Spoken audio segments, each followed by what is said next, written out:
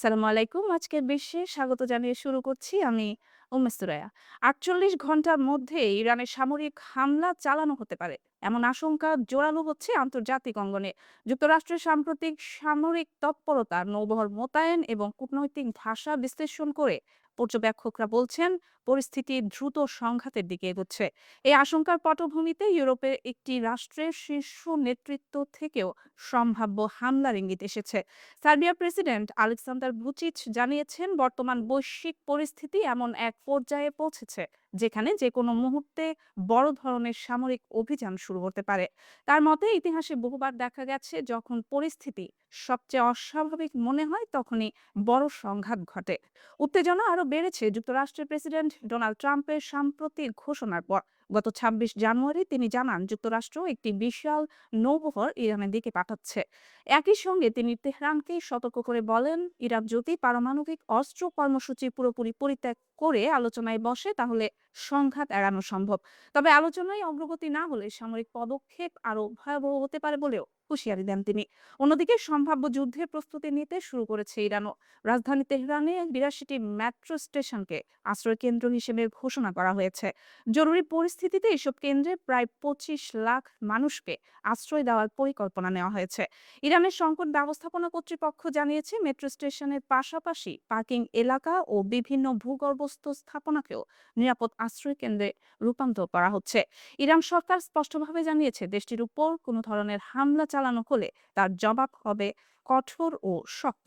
সাম্প্রতিক সপ্তাহগুলোতে ইরানের সামরিক মহড়া, ক্ষেপণাস্ত্র সক্ষমতা প্রদর্শন এবং আঞ্চলিক মিত্রদের সক্রিয়তা পরিস্থিতিকে আরো জটিল করে তুলেছে। আন্তর্জাতিক বিশ্লেষকদের মতে যুক্তরাষ্ট্র ও ইরানের মধ্যে দীর্ঘদিনের পারমাণবিক বিরোধ, মধ্যপ্রাচ্যে মার্কিন সামরিক উপস্থিতি বৃদ্ধি এবং কূটনৈতিক অচলাবস্থার কারণে পরিস্থিতি এখন অত্যন্ত স্পর্শকাতর।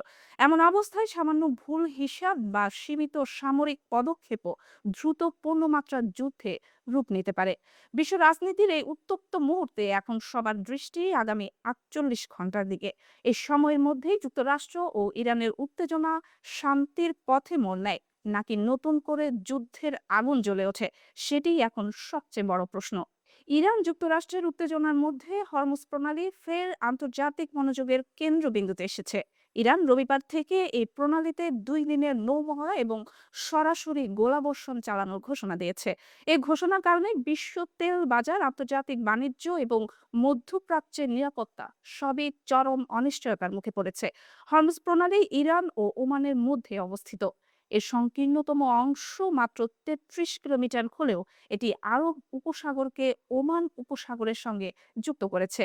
প্রতিদিন বৈশ্বিক তেলের প্রায় ১/৫ এই প্রণালী দিয়ে প্রবাহিত হয় এবং কাতার সহ উপসাগরীয় দেশগুলোর তরলীকৃত প্রাকৃতিক গ্যাস রপ্তানিতেও এটি অত্যন্ত গুরুত্বপূর্ণ। শিপিং লেনগুলো খুব সংকীর্ণ হলেও প্রণালীতে এত গভীর যে বিশ্বের সবচেয়ে বড় তেলবাহী জাহাজও এখানে চলাচল করতে পারে। এই রুটে বিকল্প পথ না থাকার কারণে সামান্য বিঘ্ন তেলের দামের উপর সরাসরি প্রভাব ফেলে।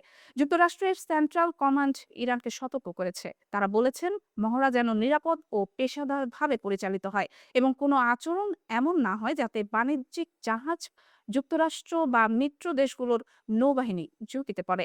এই উত্তেজনার পেছনে রয়েছে দুই দেশের দীর্ঘদিনের টানাপোড়েন, ইরানের অভ্যন্তরীণ বিক্ষোভ, আন্তর্জাতিক অঙ্গনে একঘরে পড়া এবং মধ্যপ্রাচ্যে যুক্তরাষ্ট্রের সামরিক উপস্থিতি। এছাড়া আরব সাগরে যুক্তরাষ্ট্রের ইউএসএস আব্রাহাম লিঙ্কন বিমানবাহী দলটি মোতায়েন থাকাও পরিস্থিতি আরো জটিল করেছে।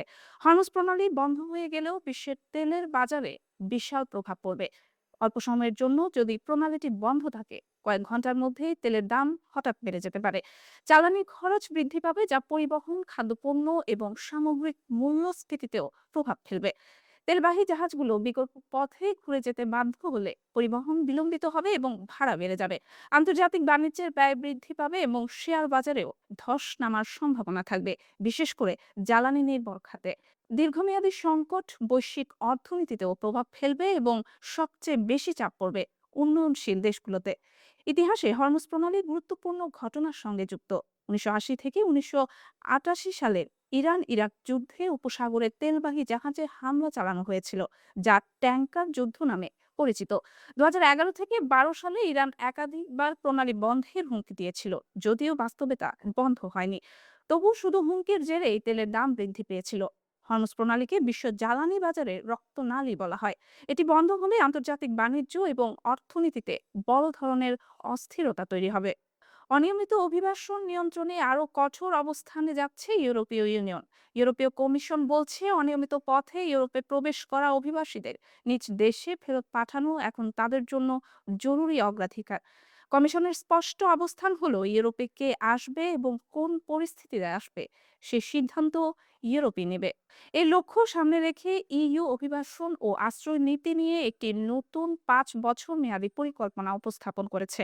পরিকল্পনায় অনিয়মিত অভিবাসন মোকাবেলার পাশাপাশি ইইউর বাইরের দেশগুলোর সঙ্গে ঘনিষ্ঠ সহযোগিতার কথা বলা হয়েছে। ইইউর অভিবাসন কমিশনার মাগনুস ব্রুমার বলেন, অনিয়মিত আগমনের সংখ্যা কমানো এবং তা নিয়ন্ত্রণে রাখা এখন প্রধান অগ্রাধিকার। তার মতে অভিবাসন ব্যবস্থার অপব্যবহার জনগণের মধ্যে নেতিবাচক ধারণা তৈরি করে, যা আশ্রয় দেওয়ার সক্ষমতাকে দুর্বল করে এবং দক্ষ জনশক্তি আকৃষ্ট করার প্রচেষ্টাকেও ক্ষতিগ্রস্ত করে। ইইউর উপর রাজনৈতিক চাপ বাড়তে থাকার প্রেক্ষাপটে এই পরিকল্পনা নেওয়া হয়েছে বলে মনে করা হচ্ছে। যদিও পরিসংখ্যান বলছে 2025 সালে ইইউ জুড়ে অনিয়মিত অভিবাসনের সংখ্যা আগের বছরের তুলনায় অন্তত 25% কমেছে। ব্রুনা জানিয়েছেন এই পরিকল্পনার মাধ্যমে 27 সদস্যের জোট অভিবাসন ও আশ্রয় নীতিতে একটি নতুন অধ্যায় শুরু করতে যাচ্ছে। তবে মানবাধিকার সংস্থা অ্যামনেস্টি ইন্টারন্যাশনাল এই পরিকল্পনার সমালোচনা করেছে। সংস্থাটি বলেছে অনিয়মিত অভিবাসন ঠেকাতে তথাকথিত তৃতীয় দেশগুলোর উপর অতিরিক্ত নির্ভরতা ইইউকে মানবাধিকার লঙ্ঘনের সঙ্গে জড়িয়ে ফেলতে পারে।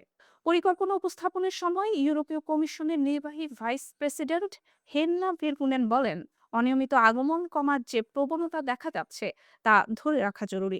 একই সঙ্গে আইনি উপায়ে ইউরোপে প্রবেশের সুযোগ বাড়ানো প্রয়োজন, কারণ এসব ছাড়া অভিবাসন কাঠামো সঠিকভাবে কাজ করতে পারে না এবং সামাজিক ও অর্থনৈতিক উন্নয়ন বাধাগ্রস্ত হয়। ইউরোপীয় কমিশন জানিয়েছে ইইউ জুড়ে অনেক গুরুত্বপূর্ণ খাতে দক্ষ ও শ্রমিকের ঘাটতি রয়েছে।